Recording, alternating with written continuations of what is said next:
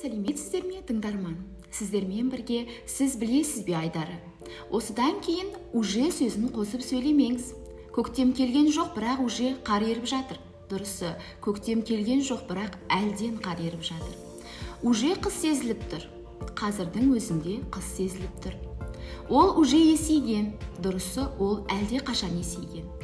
Сонымен қатар қойды көмекші етістік арқылы. Уже кеш батты, кеш батып қойды. Уже келдің бе? Келіп қойдың ба? Қалды көмекші етістік арқылы. Уже түн болды, түн болып қалды. Ол уже өсті, ол өсіп қалды. Келесі көбі біле бермейтін қателердің дұрыс нұсқасымен танысамыз. Журналистке, дұрысы журналистке. Коммунистер, коммунистер. Феминистік, дұрыс нұсқасы феминистік. Повесті, дұрысы повесі. Терапевтке, дұрысы терапевтке. Съезге, дұрыс нұсқасы съезге.